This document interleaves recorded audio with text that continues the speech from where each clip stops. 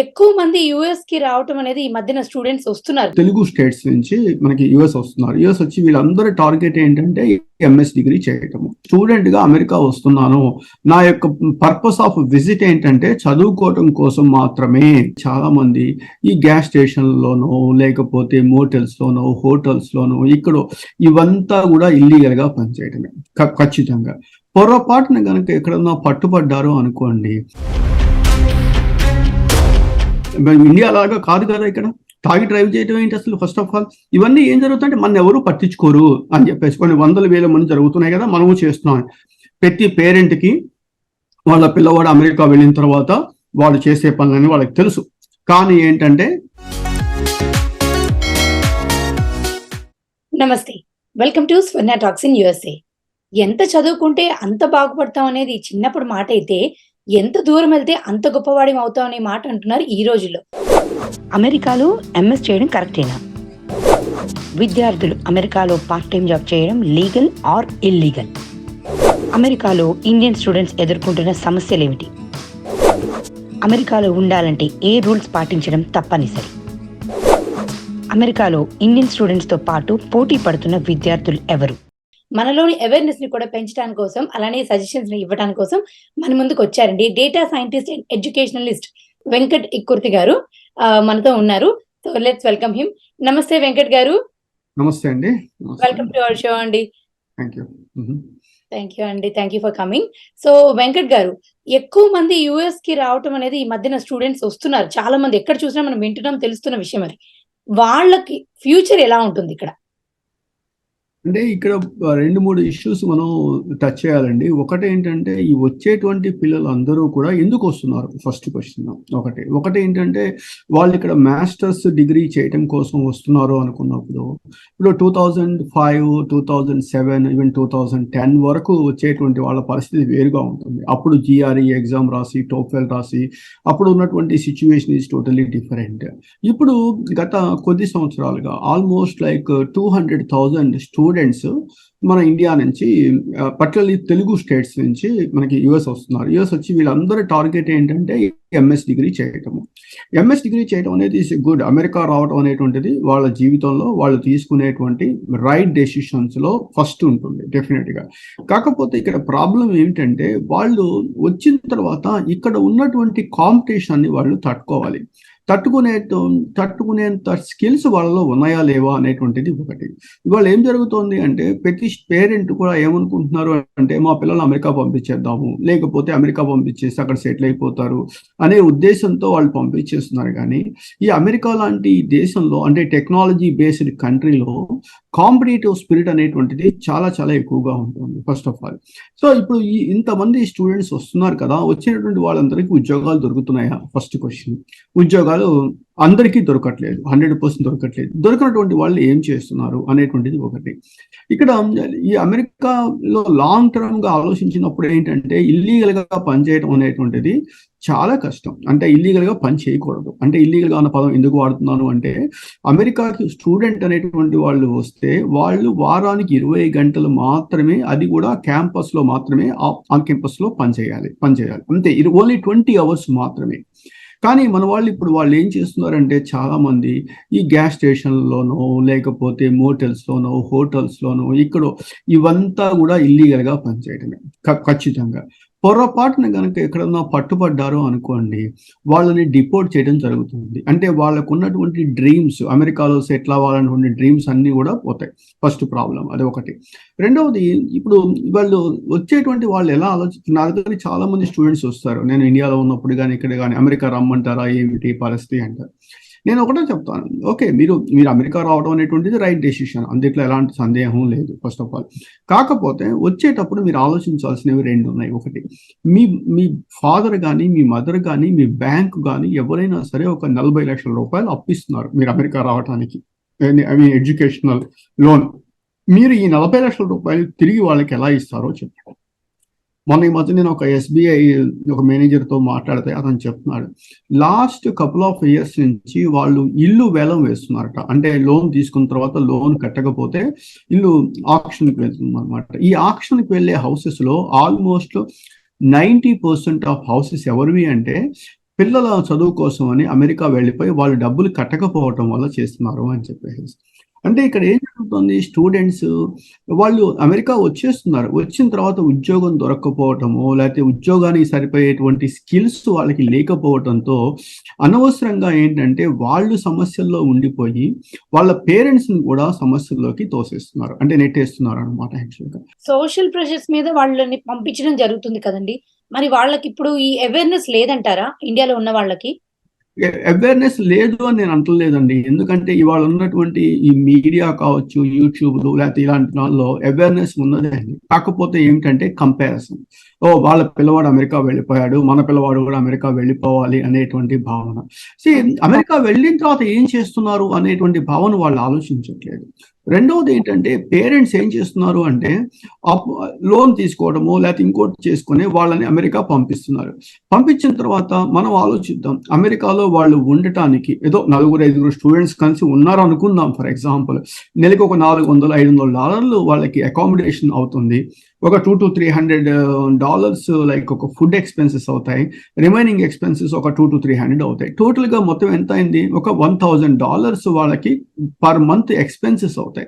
ఈ per month expenses ఎవరు ఇస్తున్నారు అంటే వాళ్ళ parents they are able to effort to send these $1,000 every month పంపించే స్థితిలో వాళ్ళు ఉన్నారా? First question. లేనప్పుడు వీళ్ళు అమెరికా వచ్చేసిన తర్వాత వాళ్ళ ఉద్దేశం ఏంటంటే అమెరికా వెళ్ళిపోయి మనం ఏదో ఒక ఆర్డ్ జాబ్ చేసేసుకొని బతికేద్దాము అనేటువంటి ఒక భావనలో వాళ్ళు వచ్చేస్తున్నారు. కానీ అందరికీ తెలిసిన విషయమే, నేను స్టూడెంట్గా అమెరికా వస్తున్నాను, నా యొక్క పర్పస్ ఆఫ్ విజిట్ ఏంటంటే చదువుకోవటం మాత్రమే.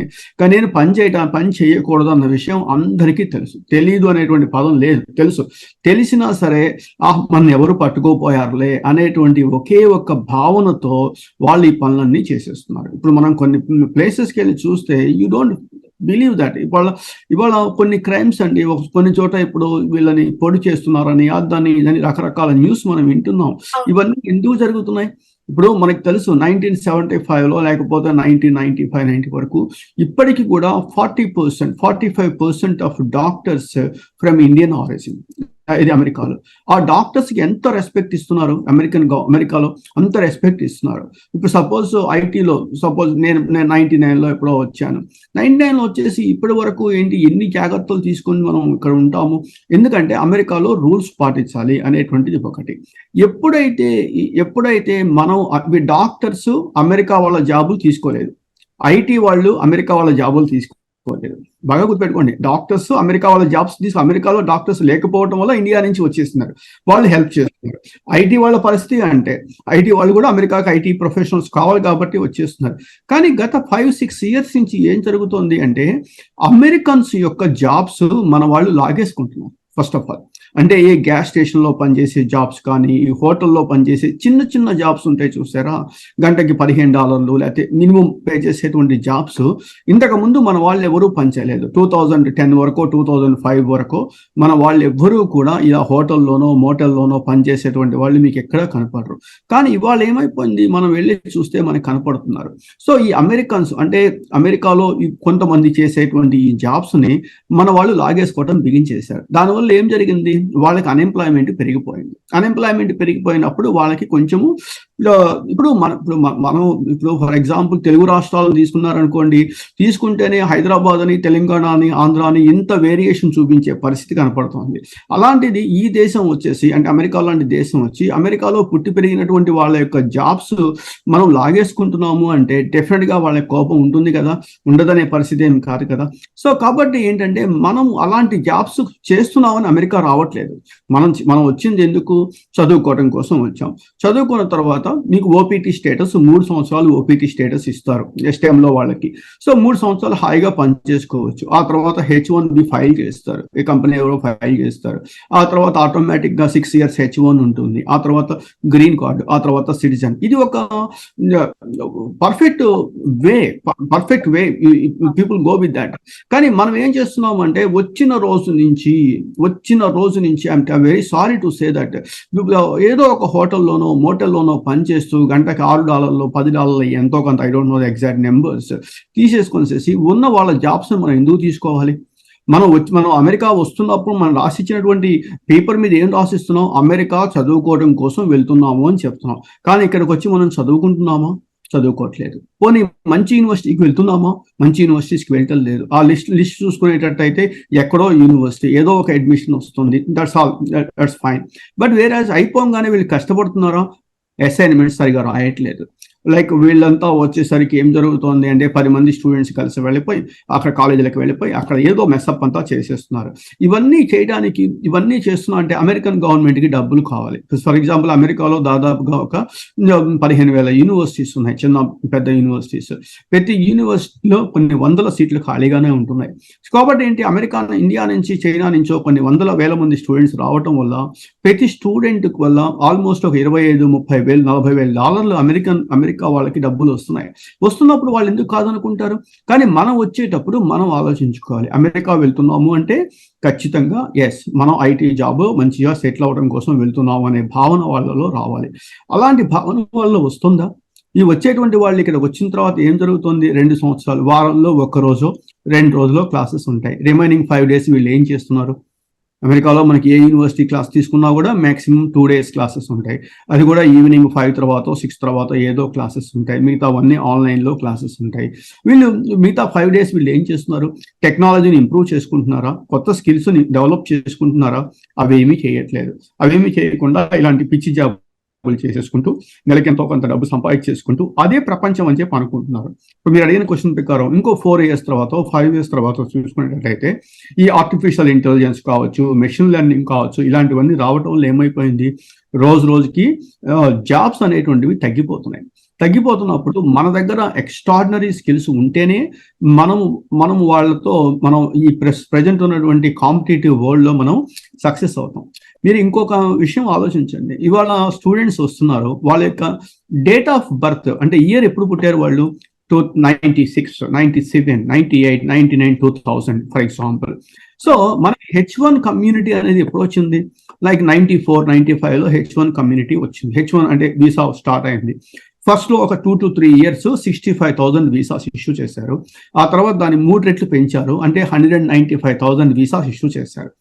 ఆ వీసాలు అన్నిట్లో కూడా ఆల్మోస్ట్ మోర్ దాన్ 50% వీసాస్ ఎవరికి వచ్చాయి? ఇండియన్స్కే వచ్చాయి. అంటే 94, 95, 96, 97 ఆ టైంలో ఇండియా నుంచి అమెరికా వచ్చినటువంటి వాళ్ళ పిల్లలు అమెరికాలో పుట్టారు, అమెరికాలో పెరిగారు, అమెరికన్ సిటిజన్స్. వాళ్ళు ప్రస్తుతం ఇండియా నుంచి వచ్చేటువంటి పిల్లల యొక్క వయస్సుతో సమానంగా ఉన్నారు. వాళ్ళు కూడా ఉద్యోగాలు వెతుక్కుంటున్నారు ప్రస్తుతం. అంటే ఏం జరుగుతుంది? వీళ్ళ ఇండియా నుంచి వచ్చేటువంటి వాళ్ళకి కాంపిటీటర్స్ ఎవరు? సరే, అమెరికన్ పిల్లల గురించి పక్కన పెడదాం, మన వాళ్ళ గురించి ఆలోచిద్దాం. సో ఇన్ని సంవత్సరాల నుంచి అంటే 190,000లో ఆల్మోస్ట్ 50% ఇండియన్స్ ఉన్నారు అనుకుందాం. వాళ్ళలో 50% వాళ్ళకి పిల్లలు ఉన్నారు అనుకోండి. అంటే 20,000 మంది, 30,000 మంది పిల్లలు ఇప్పుడు గ్రాడ్యుయేట్ అయిపోయి they are looking for opportunities. So వీళ్ళు వాళ్ళతో పోటీ పడాలి. వాళ్ళతో అంటే ఏంటి? వాళ్ళు అమెరికన్ సిటిజన్స్, అమెరికాలో పుట్టి పెరిగారు, అమెరికాలో చదువుకున్నారు, వీళ్ళతో పోటీ పడాలి. వీళ్ళు పోటీ పడగలరా? The first question is communication wise కావచ్చు, టెక్నాలజీ వైజ్ కావచ్చు, అప్రోచ్. ఇప్పుడు అక్కడ ఎడ్యుకేషన్ మనకు తెలిసిన విషయమే. ఇప్పుడు మన పిల్లల్ని అడిగామనుకోండి, ఈ రెజ్యూమే అంటే నాకు ఏదైతే వచ్చో అదే నేను పెడతాను, అంతకు మించి నేను పెట్టను అని చెప్పేస్తారు. అంతేగాని ఇప్పుడు రెజ్యూమే ఓపెన్ చేశారనుకోండి, కొంతమంది రెజ్యూమేస్ ప్రపంచంలో ఉన్న సాఫ్ట్వేర్లు అన్ని రెజ్యూమేలో ఉంటాయి. ప్రపంచంలో ఉన్న సాఫ్ట్వేర్ అన్ని వచ్చు అని చెప్పేసి పెట్టేస్తారు. ఇవాళ మన పిల్లలు అలా పెట్టారా? మనం పెట్టే పరిస్థితి ఉందా? అసలు ప్లస్ వాళ్ళు రూల్స్ కి విరుద్ధంగా ఎక్కడైనా వెళ్తారా చెప్పండి?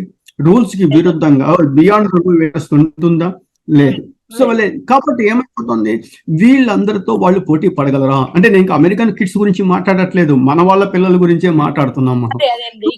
ఇక్కడ పుట్టి పెరిగిన పిల్లల గురించి మాట్లాడుతున్నాం మనం. సో ఇంకా మన అమెరికన్స్ తీసుకుందాం అనుకోండి, వాళ్ళు కూడా లైక్ ఎక్స్ట్రాడినరీ పీపుల్ ఉన్నారు, అక్కడ కూడా ఉంటారు. వాళ్ళతో పోటీ పడగలరా? పోటీ పడాలి అంటే తప్పదు, ఆప్షన్ లేదు. ఉన్న జాబ్స్ కొన్నే ఉన్నాయి, వీళ్ళందరూ ఉన్నాయి. ప్లస్ ఇండియా నుంచి వచ్చేటువంటి వాళ్ళకి వీసా కాన్స్ట్రైంట్స్ ఉన్నాయి. వీసా కాన్స్ట్రైంట్స్ అంటే వాళ్ళకి H1 ఫైల్ చేయటమో ఇంకోటో చేయాలి. ఈ పిల్లలకి ఏమీ చేయక్కలేదు. అమెరికన్ గవర్నమెంట్ కూడా ఏం చేస్తుంది, అమెరికన్ సిటిజన్స్ ని ముందు హైర్ చేయండి అని చెప్పేసి ప్రియారిటీ ఇస్తుంది, అంతే కదా. ఏ దేశంలో వాళ్ళకి ఆ దేశం వాళ్ళకి ఇచ్చేటప్పుడు అది మనం తప్పు పట్టలేని పరిస్థితి అయిపోతుంది. సో ఇలాంటి సిచ్యువేషన్ లో ఒకప్పుడు 99, 98 లేకపోతే మనం వచ్చిన టైం చూసుకుందాం అనుకోండి, అప్పుడు ఇంత గ్లోబలైజేషన్ లేదు, ఇన్ని జాబ్స్ లేవు. అది కూడా ఏంటి, ఐ కేమ్ విత్ H1. నేను స్టూడెంట్ గా అమెరికా రాలేదు, నేను డైరెక్ట్ గా H1 మీద వచ్చాను. అంటే అమెరికాలో పనిచేయడం కోసమే వచ్చాను నేను ఫస్ట్ ఆఫ్ ఆల్. సో ఆ సిచ్యువేషన్ ఉంది. అప్పట్లో ఇన్ని ఐటీ కంపెనీలు లేవు, ఇంత టెక్నాలజీ లేదు, ఇంత గ్లోబలైజేషన్ లేదు. కాబట్టి అవకాశాలు ఇండియాలో తక్కువ ఉన్నాయి కాబట్టి మనం అమెరికా వచ్చేసి ఇక్కడ ఏదో సెటిల్ అయిపోయాము, ఏదో చేసేసాము. బట్ వేరే ఇవాళ పరిస్థితి చూసుకునేటట్లయితే, ఇవాళ ఉన్నటువంటి జాబ్స్ తీసుకునేటట్టయితే ప్రతి జాబ్ అవుట్ సోర్స్ అయిపోతుంది. అవుట్ సోర్స్ అంటే అది ఫిలిప్పీన్స్ కావచ్చు, ఇండియా కావచ్చు, ఇంకో కంట్రీ కావచ్చు. అలాంటప్పుడు ఈ గ్లోబలైజేషన్ లో ఒక అమెరికానే రావాలి అనేటువంటి భావన ఎందుకు వస్తుంది అంటే, ఇండియాలో జాబ్ చేసి, ఇండియాలో చాలా పెద్ద కంపెనీలు లైక్ జాబులు చేసి ఒక 4-3 సంవత్సరాలు జాబ్ చేసిన తర్వాత, ఆ ఎక్స్పీరియన్స్ గెయిన్ చేసిన తర్వాత, ఫర్ ఎగ్జాంపుల్ ఒక ప్రొఫెషనల్ అట్మాస్ఫియర్ డెవలప్ అయిన తర్వాత దెన్ వాళ్ళు ఇప్పుడు అమెరికా వచ్చారనుకోండి, అప్పుడు ఒక అడ్వాంటేజ్ ఉంది. అడ్వాంటేజ్ ఏంటంటే, ఈ 4-3 సంవత్సరాల్లో కనీసం వాళ్ళు అట్లీస్ట్ ఒక 10-15 లక్షల రూపాయలు దాచిపెట్టుకొని ఆ డబ్బు అమెరికా వస్తే వాళ్ళు పేరెంట్స్ మీద డిపెండ్ అవ్వాల్సిన అవసరం లేకుండా ఉంటుంది. ఫస్ట్ ఒకటి. రెండవది, ఆల్రెడీ 3-4 సంవత్సరాలు ఇండస్ట్రీలో పనిచేశారు కాబట్టి ఇండస్ట్రీ యొక్క వాల్యూస్, ఇండస్ట్రీ యొక్క ఎథిక్స్, ఇండస్ట్రీలో మనం ఎట్లా బిల్డ్ చేయాలి అనేటువంటిది వాళ్ళకి తెలుస్తుంది. ఇవన్నీ కూడా అమెరికా కావాలి. అమెరికా అనేటువంటిది ఏమవుతుంది, ల్యాండ్ ఆఫ్ ఆపర్చునిటీస్. మీ దగ్గర స్కిల్ ఉన్నది అంటే ప్రపంచంలో మిమ్మల్ని ఎవ్వరూ ఆపలేరు. మీ దగ్గర స్కిల్ లేకపోతే ప్రపంచంలో మిమ్మల్ని ఎవరూ రక్షించలేరు. ఇది ఒక అమెరికానే కాదు, ప్రపంచంలో ఏ దేశానికి వెళ్ళినా కూడా మనం ఇదే చెప్తాం మనం. సో ఇవాళ స్టూడెంట్స్ యొక్క యాటిట్యూడ్ ఎట్లా ఉన్నది అంటే, ఏదో విధంగా అమెరికా వెళ్ళిపోదాము అనేటువంటి భావన ఉంటుంది. ఈ భావన కొంచెం పోవాలి అంటే, ఇవాళ మనం చూస్తున్నాం కదండి, అక్కడెక్కడో ఒక పిల్లవాడిని కత్తిపెట్టి పొడి చేశారని, ఇక్కడ ఏదో యాక్సిడెంట్ అయిపోయిందని, ఇట్లా రకరకాల న్యూస్ మనం రోజు వింటున్నాం. మనం 99, 98, 2005 వరకు ఇలాంటి న్యూస్ విన్నామా మనం? అసలు ఇవాళ మనం ఆల్మోస్ట్ వీక్లీ వన్స్ ఇలాంటి న్యూస్ వింటున్నప్పుడు ఏం జరుగుతోంది అనేటువంటి ఆలోచిస్తే, ఇక్కడ దాకా ఎందుకండి, ఈ మధ్య యాక్సిడెంట్స్ ఎక్కువైపోయాయి. డ్రింక్ అండ్ డ్రైవ్ యాక్సిడెంట్స్ ఎక్కువ అవుతున్నాయి. డ్రింక్ అండ్ డ్రైవ్ కేసు పట్టుకుంటున్నారు. ఎందుకు జరుగుతుంది? అమెరికా లాంటి దేశంలో రూల్స్ పాటించాలి. తాగి డ్రైవ్ చేయడం ఏంటండి, ఎంత ఘోరమైన పని. అమెరికాలో 2 తప్పులు చేస్తే వెంటనే ఇండియా వెళ్ళిపోవాలి. ఒకటి, స్కూల్ బస్ ఆగి ఉన్నప్పుడు మనం క్రాస్ చేసి వెళ్ళిపోయామంటే దట్స్ ద బిగ్గెస్ట్ క్రైమ్. రెండవది, తాగి డ్రైవ్ చేస్తూ పట్టుపడితే ఇవన్నీ తెలియదు వాళ్ళకి. ఇండియా లాగా కాదు కదా ఇక్కడ. తాగి డ్రైవ్ చేయడం ఏంటి అసలు? ఫస్ట్ ఆఫ్ ఆల్ ఇవన్నీ ఏం జరుగుతుందంటే, మన ఎవరు పట్టించుకోరు అని చెప్పేసి కొన్ని 100,000 మంది జరుగుతున్నాయి కదా, మనము చేస్తున్నాం. పొర్రపాటున పట్టుబడితే మనం లైఫ్ కాదు, ఫ్యామిలీస్ అన్నీ కూడా మొత్తం స్క్రూడప్ అయిపోతాయి అన్న భావన పేరెంట్స్ వాళ్ళ పిల్లలకి చెప్పాలి. అమెరికా వచ్చేటువంటి పిల్లలకి కొంచెం అవేర్నెస్ ప్రోగ్రామ్ పెట్టాలి. ఇవాళ స్విమ్మింగ్ పూల్లో దూకుతారండి. స్విమ్మింగ్ రానప్పుడు ఎందుకు దూకాలి? First of all basic criteria, swimming రానప్పుడు పక్కన కూర్చోవాలి, లేకపోతే లైఫ్ జాకెట్ పెట్టుకొని చేసి దిగాలి. ఇవి 2 లేకుండా దూకటం ఎందుకు అసలు? దూకి అక్కడ చనిపోయారు అనుకోండి, మళ్ళీ గో ఫండ్ మీ అని చెప్పేసి ఒక ఫండ్ పెట్టేసేసి ఆ డబ్బులు వసూలు చేసి ఏదో చేస్తారు. ఇలాంటివన్నీ ఏంటంటే మనకి తెలుసు. ఇంకా మీరు సరే, తెలియకుండా మాత్రం లేదు, 100% లేదు. ప్రతి పేరెంట్కి వాళ్ళ పిల్లవాడు అమెరికా వెళ్ళిన తర్వాత వాళ్ళు చేసే పనులని వాళ్ళకి తెలుసు. కానీ ఏంటంటే, ఇండియాలో కన్నా అమెరికాలో కొంతవరకు బెటర్లే, ఏదో సెటిల్ అవుతాడు అనేటువంటి భావనతో వాళ్ళు పంపించేటప్పుడైనా సరే కనీసం వాళ్ళ యొక్క రెస్పాన్సిబిలిటీస్ వాళ్ళకి చెప్పగలిగితే దట్ ఈస్ రియల్లీ అప్రిషియేటెడ్. ఎందుకంటే ఉద్యోగం కావాలి. అమెరికా లాంటి దేశంలో ఉద్యోగం లేకపోతే చాలా కష్టం. ఉద్యోగం కావాలి కాబట్టి టెక్నాలజీని బిల్డ్ చేసుకోవాలి. ఏ స్కిల్స్ డెవలప్ చేసుకోవాలి అంటే, ఏ స్కిల్స్ మీద డిమాండ్ ఉంటుందో ఆ స్కిల్స్ ని మనం డెవలప్ చేసుకోవాలి. Thank you so much Venkat గారు. ఎందుకంటే చాలా మంది మీరు చెప్పినట్టుగా ఇందాక ఏమంటారు, ఫ్యామిలీ పరంగా అలాగే సోషల్ పరంగా అలానే ఇన్ఫర్మేషన్ సరిగ్గా లేక, నాలెడ్జ్ లేక కూడా ఇక్కడికి వచ్చేసి చదువుకొని ఏదైనా చేసేసి బతికేయచ్చు అనే ఒక ఒపీనియన్ తో వస్తూ ఉంటారు. సో వాళ్ళకి ఇది నిజంగా కూడా చాలా ఇన్ఫర్మేటివ్ అండ్ అలానే కనువిప్పు అంటారు చూసారా అండి, ఐ ఓపెనింగ్ అండి, అలాంటి ఇన్ఫర్మేషన్ మీరు ఇచ్చారు. So thank you so much Venkat గారు. ఈ రోజు మా షోకి వచ్చినందుకు, ఇన్ఫర్మేషన్ అంతా షేర్ చేసుకున్నందుకు. మళ్ళీ నెక్స్ట్ వీక్ మనం ఇంకొక మంచి టాపిక్ తో, అలానే ఎంతో మందికి రీచ్ అయ్యే ఇన్ఫర్మేషన్ తో మనం మళ్ళీ ముందుకు వచ్చేద్దామండి. థ్యాంక్ యూ సో మచ్ అండి. సో వ్యూయర్స్, ఇలాంటి ఇన్ఫర్మేటివ్ షోస్ కోసం చూస్తుండండి స్వర్ణ టాక్స్ ఇన్ యూఎస్ఏ. మళ్ళీ కలుద్దాం నెక్స్ట్ షోతో. అంతవరకు